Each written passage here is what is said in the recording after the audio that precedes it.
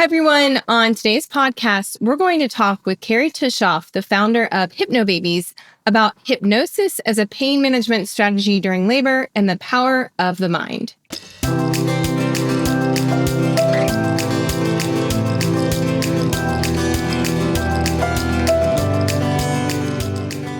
Hi, everyone, and welcome to today's episode of the Evidence-Based Birth Podcast. I'm so excited to introduce our guest today, the founder and director of Hypnobabies, hypnobirthing childbirth education, Kerry Tuschhoff. Kerry has loved being a childbirth educator, doula, speaker, and hypnotherapist for more than 30 years. Teaching families to trust in their minds, bodies, babies, and the process of childbirth is her passion, and hearing healing birth stories is her joy. Educating people who need change and healing about the life-altering benefits of therapeutic hypnosis for many physical, emotional, and financial issues is also paramount to Kerry. Kerry, we are so honored to have you here today. Welcome to the Evidence-Based Birth Podcast. Thank you so much, Rebecca. I just love being here. I love talking about all of this and helping people to have better births, and I appreciate you having me on. Yeah, and I've admired your work for many years now. I think the baby I had with Hypnobabies, with the help of Hypnobabies, is now 12 years old, which is hard to believe. But I was wondering, I'd love to just kind of introduce everyone to the concept of self-hypnosis for pain management and birth. And I was wondering if you could start off by sharing with our listeners what initially inspired you to create Hypnobabies. Like, give us the birth story of Hypnobabies. Okay. Well, it started a long time ago with my own births. Many years ago, I actually was freshly married, and a friend of mine gave birth without drugs. She used the Bradley method, and I had never heard of such a thing. I thought everybody went in and had an epidural. And she said no, that she learned some breathing and relaxation, and she was able to do it. She was so happy. And I was just fascinated. I started to look up natural childbirth, which to me now, all births are natural. So I don't say that. I say unmedicated births, because if a baby comes out of a body, it's a natural process one way or another. So I started doing some research, and I actually decided to become a Bradley natural childbirth instructor. And they let me take their course, even though I'd never had a baby. And I'm, went audited 12 classes of theirs and became an instructor and started teaching people. And I was just in love with it. And I became a doula as well, attending my students' births. And I was so fascinated. Maybe about 50% of them went without drugs. And even though they seemed like they were really struggling, I thought, this is doable. It's going to be fine, when it's my time. And so I got pregnant. And when I went to have my baby, I was absolutely shocked, because I thought I knew everything about having a baby. And it was so painful. I was screaming. My baby was turned around. She was posterior, so her little head was grinding on the nerves in my spine, and no amount of relaxation or breathing was going to help that. Anyone out there who's had back labor knows what that is. So I was pretty upset. I was like, did you feel like you'd been kind of like sold a false bill of goods? Not to say that the Bradley teaching is false, but did you feel like you were misled in some way? During the birthing itself, I wasn't thinking that way. I was just thinking, I need to live through this, because I had no idea people could feel this kind of pain. I had thought that as a childbirth educator, that everyone should have an unmedicated birth. And this birthing of mine, where I had an epidural, and I was never so happy in my life to see anyone as I was that anesthesiologist with a big long needle going in my back, gave me the education that I needed on a personal level to understand why and how that would be a birthing choice for many people. And they pushed and pulled the baby out of me because I couldn't feel anything, and I had my beautiful little prize. And afterwards, I was completely traumatized. I had PTSD and I relived her birth for 4 months all the time, every Wednesday. She was born on a Wednesday.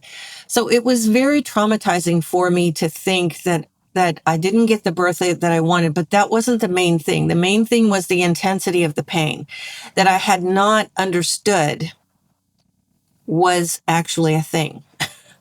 So And you weren't frightened going into it, right? Like I you, wasn't. no, you didn't I have fear. was calm and cool as a cucumber. But after that, I was not. It took me a while to start being an instructor again and to start going to births because now I understood what these people were going through. And then 4 years almost to the day that I had my daughter, I had my son at a different birth center in a big tub of water. And even though his birth was not 36 hours long, it was 7 hours long, start to finish, he was also posterior. And I was screaming my head off with the pain.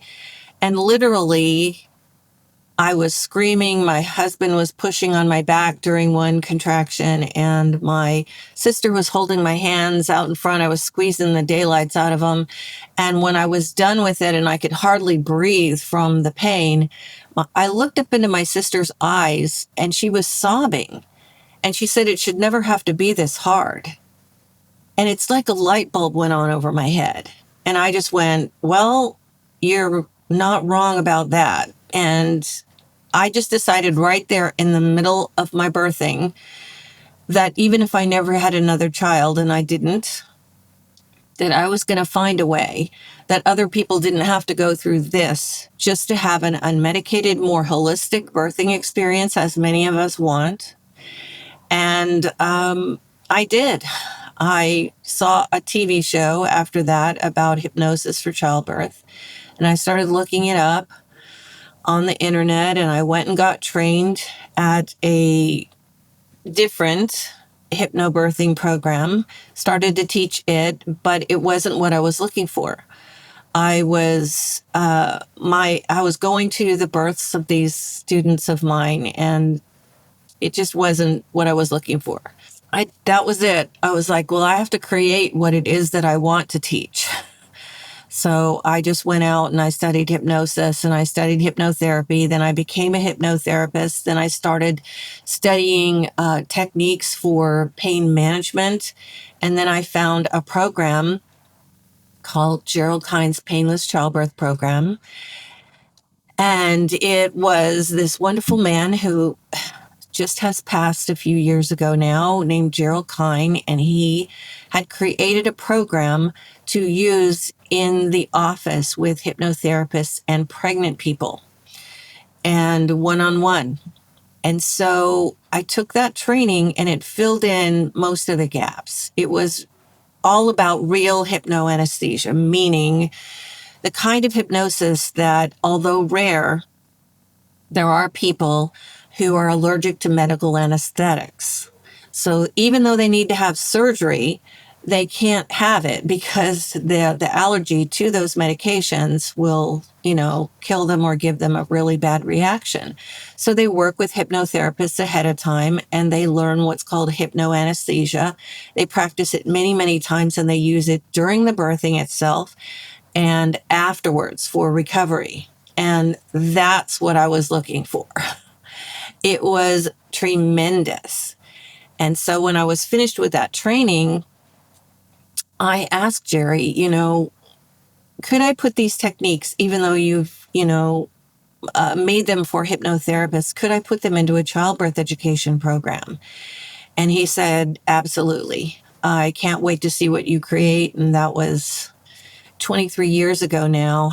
And so I just started creating a childbirth education program that had these hypno-anesthesia techniques, but also much more for the birth partners. So we put in hypnosis for the birth partners as well, because one of my Hypnobabies students came in and he was a mess.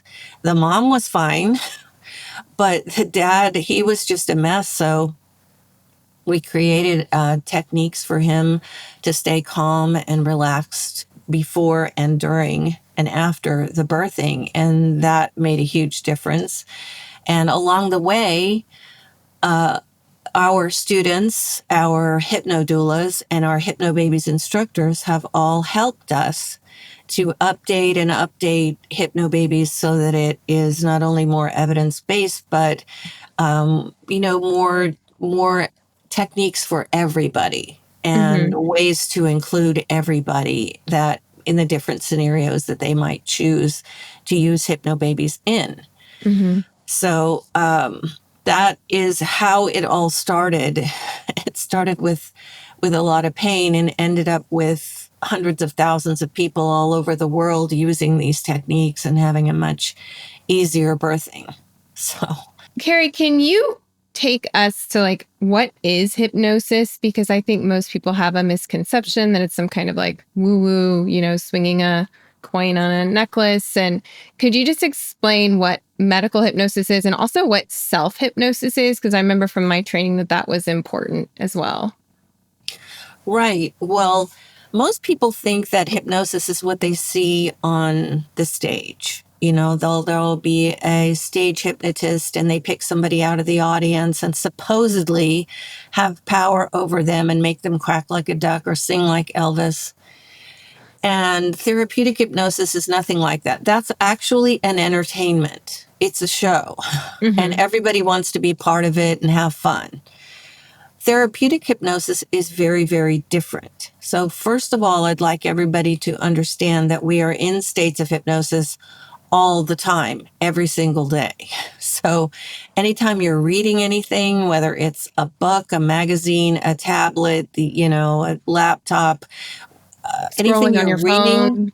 anything, Yeah. and your eyes are going back and forth like this a little bit, you enter a state of hypnosis. It's an alpha state, so a lighter state. But we're also in a state of hypnosis when we're watching a screen of any kind. We're watching images and movies and videos on everything from our phone to our tablet to our laptop to our TV to the big screen. We get into a state of hypnosis. And of course, anybody who has ever tried to interrupt a gamer knows that they are so focused on what they're doing that you could call and call and call their name and they don't hear you because Hmm. they're in such a deep state of hypnosis focused on that. So what hypnosis is a very focused form of concentration. And we see that when we're driving. We're in states of hypnosis when we're driving, and maybe we get to a stop sign or a stoplight and we realize that the last 5 minutes are not very clear to us.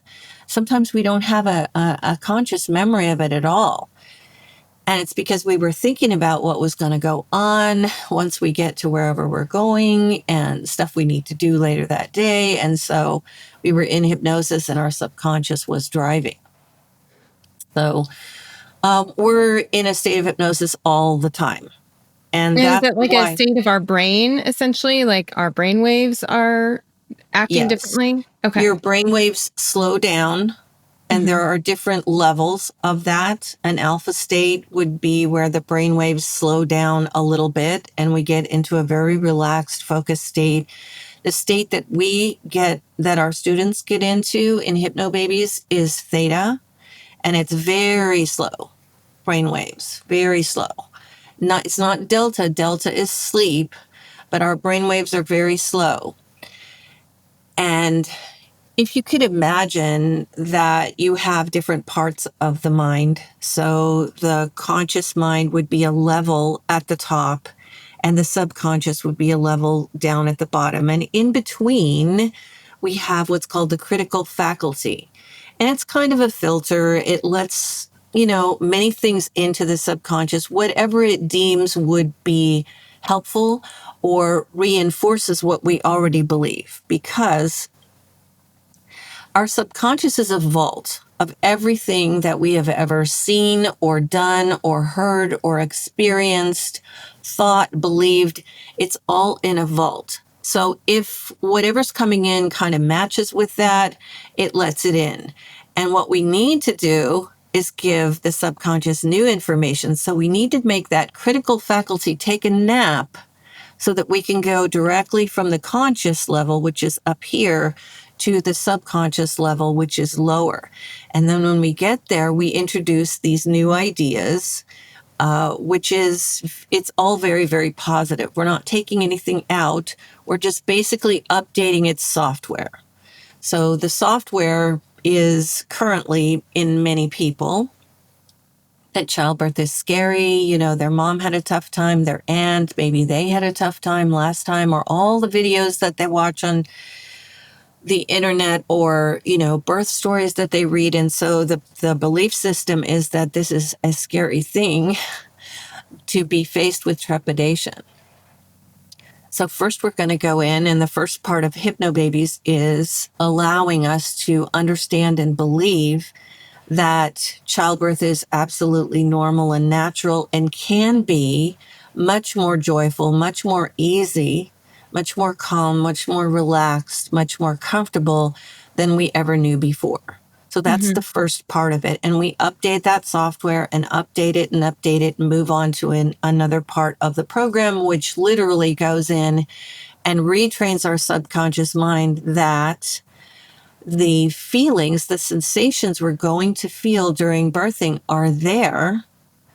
Pushing, pulling, stretching, tightening sensations, baby movements, all those things are still there, but they're associated with a much higher level of comfort than we believed in the past. And so all of that combined, moving forward, technique by technique, cue by cue, all the way to the end of Hypnobabies, reinforces and updates that software and reinforces and updates that software over and over and over again until it's in there. It's very much in there. So that when we get into our birthing time, if we have learned and practiced and are using Hypnobabies the way that, you know, to our best benefit, then we can have an easier birthing. So it's not about having a pain-free birthing, although there are people that do. It's about having the easiest and most comfortable birthing that you can have, you know, based on how you've prepared, but also based on the circumstances of your birthing. Because as we know, many things happen during childbirth that can change the dynamics. Right. And it's one of the reasons why Hypnobabies is a complete childbirth education program, so that we can help people to learn what their choices are. We call them choices. Other people call them interventions. So we teach the benefits, the risks, the alternatives to all of the choices that you could make. You know, epidural or no, IV or no, episiotomy or no, having your bag of waters breaking or no. All of the benefits, the risks, and the alternatives to these things to make the best choices for themselves. And also the fact that all choices belong to them, to you. To if you are pregnant, all choices belong to you. And a lot of people do not understand that or didn't know that before they got to Hypnobabies class. Right. It's a very empowering form of education because it's retraining your mind to have more positive associations and then also giving you information you can use as you face different scenarios. But I want to ask you a little bit more about the hypnosis because you mentioned the preparation, how this is an ongoing process. So you can't just like read a book, do self-hypnosis one time, and then have it be effective. And what I've seen in my family, my sister attempted kind of doing that with one of her children, and it took several births for her to realize she had to actually engage and practice and train in it. So can you talk a little bit about, you know, how the research on self-hypnosis in childbirth tends to be with programs that are not very intense, and then the kind of intensity that's required to get more anesthesia from the hypnosis? Well, it's interesting because people do ask me about research on hypnosis for childbirth. And the only research that I know of that has been done in a completely different way. Right. So what they do is they'll give a control group nothing, you know, or relaxation, you know, exercises and breathing. Another group gets, techniques from somebody else, some other program, and then they will give the hypnosis group one recording.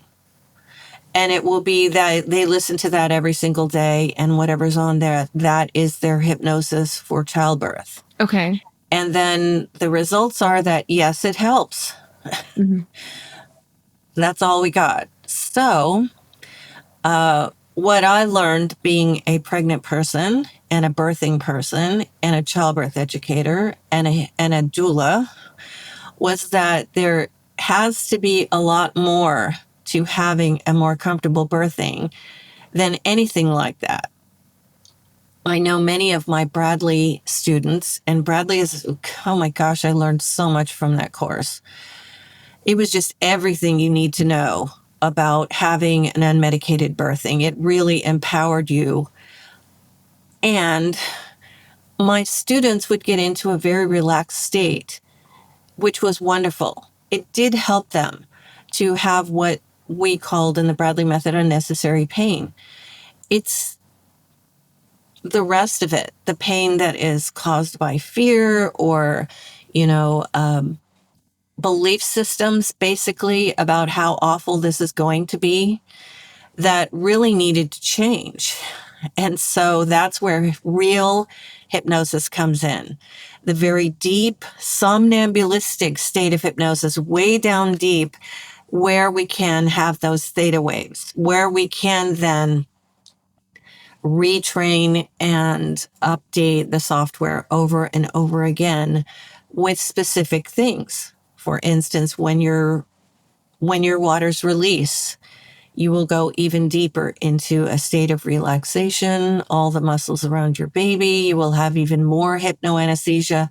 It's those sorts of things that need to be put in and then reinforced and updated and reinforced and updated. When you get to transformation, which we call transition transformation, and there's nothing wrong with the word transition, it's just the association. It's all about association. So whenever you say to a pregnant woman the word transition or she reads it, it's usually followed by something awful. When I hit transition, I just lost it. Or a birth professional will say to a pregnant person, well, transition is the shortest part of labor, but it's the hardest. Well, you're using actually waking suggestions to implant that belief system in there. And so then it very much will be that. So we took the word transition out and used transformation because we're transforming from the dilating part of birthing to the pushing part. During that time, you know, the cues in Hypnobabies, the techniques, all of the messages and directives say when you get to transition, it's actually the best part of your birthing because you are soon going to be pushing your baby out. And so your birthing waves may be longer and stronger and closer together. We never say painful. We never even use the word discomfort. We say there might be more intensity. And that is because of waking suggestions. Because as soon as you say to somebody the way it will be, and you're a birth professional or you are a program that they are depending on, that goes into the subconscious and becomes a belief system that gets reinforced and reinforced and reinforced. So we're doing the opposite. And if they use the techniques and cues in Hypnobabies, then transformation oftentimes is a much easier process for them. And all of a sudden they're pushing and they didn't even realize they were in it. Yeah, I think that's one of the very few side effects or adverse effects I've ever heard of self-hypnosis is that some people can be so calm during transition/transformation if they're using Hypnobabies, or that the staff may not believe them that they're ready to push. That's true. And oftentimes our students will get to the hospital and they don't want to admit them Yeah, they don't believe they're in labor. because they're really calm and relaxed. They're not, and they could be 7, 8, 9 centimeters, but they're not going to be yelling and, you know, and most people, and I don't care about yelling. They can be as loud as they want to. It's not about that. It's just that they are much more comfortable. So, as you say, they are not believed. Mm-hmm. We had one mom who, holy cow, she said she had these feelings, but they didn't come and go. She called me up and she said, there's just this one strong, long feeling. It's pressure. And I said, I want you to pay attention to it because that may be your pattern, your birthing pattern. And it just got more and more and more intense until, and it was pressure until she got to the hospital. And they said, how far apart are your contractions? And she said, well, that's not it. It's this. It's one long pressure wave, basically, one long feeling. And they said, well, go back home. And she said, you need to get me a room and you need to do it now. And 14 minutes later, that baby was out. Now, is that everyone's experience? Certainly not.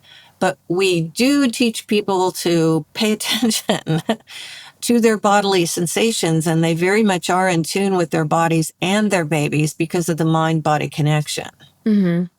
Yeah, the power of language is something that really struck me from Hypnobabies. Can you talk about some of the other words you mentioned? Transformation and pressure waves. Are there any other terms that you Well, prefer to use? we say birthing or birthing time instead of labor because of the association with the word labor meaning work. And also the word labor being associated with hard labor, somebody else's labor, something that's on TV labor, the labor that was intense and ended up in a whatever scenario that they don't want. And so the emotional, there's two different meanings of words. Literal meaning is a denotation and the emotional meaning is a connotation. So the connotation with labor for pregnant people is not that positive. It's pretty We negative. always want the association between the words that we use, think, and hear to be positive. So Okay. we don't say labor, we say birthing or birthing time. We don't say contractions because, again, that is associated emotionally with what happened to somebody else or last time and so forth. So we'll say birthing wave, pressure wave. And the waking suggestion of wave, something that rolls in and rolls back out, is also extremely helpful throughout the entire process of preparing for the birth and the birthing itself. So that's why those words. Instead of saying due date, we say guess date because we want everybody to understand that you're just guessing. It could be 4 weeks of time. That's perfectly normal. So 2 weeks before the due date and 2 weeks after the due date is all perfectly normal. So let's just call it a guess date. And what that does is it takes away the expectation. Mm-hmm. It allows them to let their body birth their baby when their baby is ready. And that's the most important thing, is not a date on the calendar. Babies don't read calendars and they don't know anything about that. Mm-hmm. So babies start the process of birthing themselves with their own hormones, and we need to let them get born on their birth dates, whatever that might be, instead of looking at a calendar and having everybody around us get really nervous too. Mm-hmm. Well, aren't you nervous? Your due date's coming up, or you're past your due date. Isn't that baby born yet? So no due dates, just guess dates or guess months. Yeah, I And think I learned it from my Hypnobabies instructor that there's a website called haveyouhadthatbabyet.com and that she would tell us to send to anybody who texted us saying, have you had that baby yet? You can send them to haveyouhadthatbabyet.com and it just says no in black and white. Because there is a lot of societal pressure to give birth by a certain time that makes you tense up and feel more anxiety. So I like that you talk about the guest date. Another thing that I think is unique to Hypnobabies, having used it myself, is kind of you have the light switch method. Can you talk a little bit about that? Because I think that's really unique and helpful. Like explain what it is. sure. Well, first of all, the body is completely 100% a servant to the mind. The mind is in control. of everything that we do, even the automatic processes in our body, many times. For instance, we could stop breathing if we wanted to. Okay, so, but the subconscious mind really, really rules the roost. So, we can actually cause a lot of different things to happen in the body. And that is one of the reasons why we have so many different cues and techniques in Hypnobabies. The light switch is the main cue. And what that does is you have a mental light switch that actually you mentally create right back here in the back of your neck. And you mentally turn it off. And when you turn it off, the sensations by way of repetition, which is called compounding in the world of hypnosis, cause everything in your body to basically turn off, the sensations, the movements, everything. And that proves to you that your mind is ruling the roost. Your mind is creating effects in the body. And then we go on to basically modify that so that we're modifying the middle part of the body from the top of the breast to the middle of the thighs. That's our whole birthing body. And we create, establish, and build upon and reinforce the hypno-anesthesia in that whole area so that the sensations in the birthing time throughout the whole middle part of the body, even down into the thighs, which some people have issues with that, or their hips or their back or anything, can be helped with their hypno-anesthesia. And they know how to direct the hypno-anesthesia to those specific parts whenever they need it. So these are all mental techniques that are used in, as I said, hypno-anesthesia for surgery, so that people can get through that, whether it's dental or medical surgery, in the same way, directing their anesthesia to those parts of the body that really need to be without feeling or with less feeling. And not all feeling, because you can always feel touch. And as I said before, you can feel the pushing, the pulling, the stretching, the baby movements, the tightening, all of that, but without the association of the intense amount of pain that we have all come to think is childbirth. It's my understanding then if your pressure wave is done and you're ready to get up and walk around, you can turn the switch back off and just go back to normal, right? And then turn it back on when you need it. Right. Well, you're never out of hypnosis when you're Okay. in your birthing time. There are just different levels of it. So for instance, if you turn your light switch completely off while you're lying down, obviously, your body's going to be in the deepest state of relaxation and hypnosis that it can be. Mm-hmm. And that's helpful when you want to lie down Like and if you want to maybe take a lie nap on your during side labor. with a peanut ball or something like that. Yeah. Or even when you're sitting on the side of the bed on a birthing ball and leaning over the bed with your light switch off.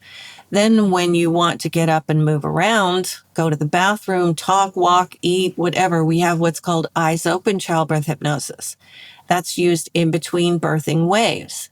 And you can do all that. You can move and still maintain your hypnosis, the relaxation in the entire middle part of your body, your hypno-anesthesia, and you can be much more comfortable.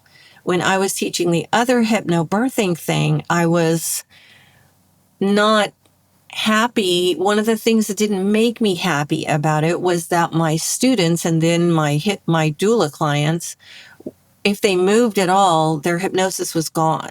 And so Gerald Kine wrote into his program that birthing people could get up, walk, talk, move around, eat, go to the bathroom and change positions and do whatever they want and still stay in this state of hypnosis. So that's what we have in Hypnobabies that's called eyes open childbirth hypnosis. And it really, really helps because, as you know, you want to help with the descent and positioning of the baby and your own physical comfort by being able to move and be as mobile as you would like or not. If you would just like to be still, whatever, you can use these techniques any way you want. Yeah. And I think taking the class or a refresher, if you've had it before, is helpful for bringing back all of these cues and making them effective again. Can you talk a little bit about for people who do have choices or need interventions, how can self-hypnosis be helpful, for example, during an induction or during a cesarean? Well, so let's talk about induction because there are so many right Mm-hmm. now. A lot of people are choosing induction, and in Hypnobabies we have quite a few students who do that, and they can still use their hypnosis. If they start using the hypnosis as soon as they start having birthing waves, which is what we suggest for everybody, then they will have a really good steady base of it by the time that Pitocin kicks in or whatever is coming on board. And they will have a much better chance of getting through it in a more comfortable way. That is not universally true. And it's one of the reasons why we do teach people about real reasons for inductions versus reasons for inductions that are questionable. But we've had people also, we have what's called the change of plans script or track. And that is a way to use hypnosis, to keep using hypnosis, even when the plan changes. And it could be anything from that your own birth preferences, which is what we call the birth plan, did not include having an IV. But here you are in your birthing time, and it's been determined by your medical care professionals along with you in partnership that an IV will be placed. And that is a change. Some people might be upset about it, so they can listen to this change of plans script, which is a hypnosis track, and it allows you to just be calm and relaxed and roll with whatever that new treatment plan is, whatever the new thing is. The veins don't go flat, the blood pressure stays normal, the temperature stays normal, and we're just rolling with it. So we can still use hypnosis. And that could be all the way through to having a cesarean that was unplanned. And so now here we are listening to that track all the way to the OR. Because it says, this is the new plan. You've got the best care all around you, and your body is working with your mind is working with your body, and everything is going to be great. And then they calm down, they relax, their body and their mind are both in sync. Mm. So that's how hypnosis can continue to be used. Yeah. And what about after birth? So, how can self-hypnosis, if you learn these skills during pregnancy, how can you go on to use them for the rest of your life? Well, we do have people using their hypno-anesthesia during dental procedures. That's one thing. But as far as right after birthing, obviously you can use it when your placenta is being born. Sometimes the placenta is not allowed to just come down by itself, and people will pull on it. And in that case, it could be a little ouchy. So we can direct our hypnoanesthesia to that area in the uterus. We can also use that to stop blood flow if we have to. We have done that many times. And it can be used for after birth discomfort. So the waves that we have after the baby comes, we can still direct our hypnoanesthesia down to that area. And also for maybe some breastfeeding discomfort that may happen when some people have let down, or hopefully they're learning a way of breastfeeding that does not cause sore nipples. But if they did have them, they could use it for that as well. Yeah. Thank you, Kerry, for so much for sharing all this information with us. How can families who are interested in self-hypnosis learn more or incorporate this into their birth planning and preparation? Well, we do have a website at hypnobabies.com that has a menu at the top that you can click on the different pages and learn anything you want about hypnosis for childbirth and our Hypnobabies hypnobirthing live instructor-led classes. Our hypno doulas who are trained doulas, they're trained to birth assist hypnobaby students much better. So they knew all the language and all the techniques and everything to help you. There's also a lot more on there about general information about hypnosis and how it's all self-hypnosis. There's no one ever does anything to you.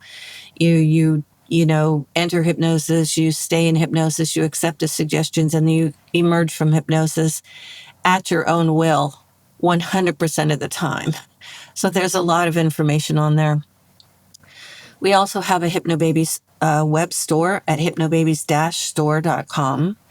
And on there is all of our hypnobirthing courses. We have a hard copy hypnobirthing course. We have 2 online hypnobirthing courses. One is a bundle that comes with our Nancy Moorbacher breastfeeding course and our preparation for your hospital stay and recovery course as well in a bundle, discounted. We have tons of other tracks like eliminating fear of childbirth, eliminating nausea, eliminating insomnia. And Say, don't you have one to help you sleep in pregnancy? And that's our most popular one is Peaceful Sleep Now for pregnancy, which helps you to get to sleep and stay asleep and uses your baby's movements as deepening techniques, that sort of thing. We've got one for fear of needles, and we've got stress and anxiety and stop smoking and weight release and so many other things at hypnobabies-store.com. So there's plenty of options, even if you're not taking a comprehensive class, there's other ways you can incorporate it into your pregnancy and birth experience. And any last tips I was thinking, we were talking about self-advocacy. If somebody doesn't believe that you're having your baby because you're so calm, are there any other tips you have for preparing your healthcare team to work with you if you are choosing self-hypnosis? We do have a handout that they can choose to take with them. We also suggest that our students take goodies to the nurses or midwives who are going to attend their births, a tray of brownies or store-bought cookies or whatever your midwife likes, and give this handout at the same time, which explains what you're doing, and what kind of help you would like from them, which is basically to be left alone. Well, and to use the terminology that you prefer as well, right? We do say that. We do say these are the words that we use, and we would love it if you would use them too. They're usually pretty fascinated by that because they don't get this all the time. What they get is people coming in and having an epidural or a cesarean, and all of that is fine. Those are perfectly valid choices, but we're just doing something different. So when they read about something different on this page, it's like, oh, well, that's fascinating. And then they have a much more kind of wait and see attitude. Like, let's see how this is going to go. And have any providers ever talked with you or told you about their reaction to watching like their first birth that there was hypnosis being used? The first time that happened was early on in my Hypnobabies career, and I was their doula, this young couple having their first baby, and she was in her birthing all day long. And then when it was time to go to the hospital, they called and said, we're going to the hospital. I said, do you want me to come? And they said, no, we'll call you from the hospital. Well, they called me. She was 9 centimeters dilated and just completely relaxed. And I said, do you want me to come? The plan was for me to come and be with you. And she said, yeah, you can come. So when I walked in, what I saw was her in a chair by the door, just looking like she was asleep with her mouth open, having a birthing wave. And then I look over and I see her doctor, who I know from our community, her OB, sitting on the bed with his jaw hanging open. And when she was done with this contraction, she looked up at me and smiled. I said, are you okay? She goes, I'm great. And then he turned to the nurse and said, how far dilated did you say she was? And she said, 9 centimeters. And then he had me come in and do in-services for everybody to help them understand what a powerful tool this could be. For people, we want our first time parents to come in and have that much better experience the first time. And we want our subsequent birth parents to come in and have a healing birth from that last time. And that's what Hypnobabies provides for so many people. And I'm so proud of them. I'm so proud of people who make that choice to step out of the box and do something very different for themselves and their babies.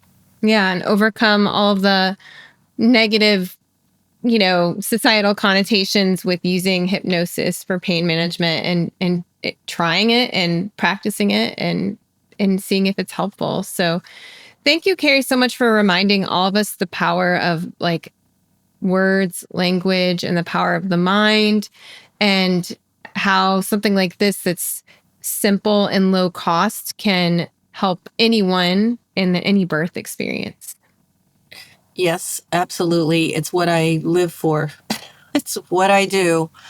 Thank you, everyone, for listening. And we'll put links to all of the resources Kerry mentioned in the show notes. And we'll see you next week.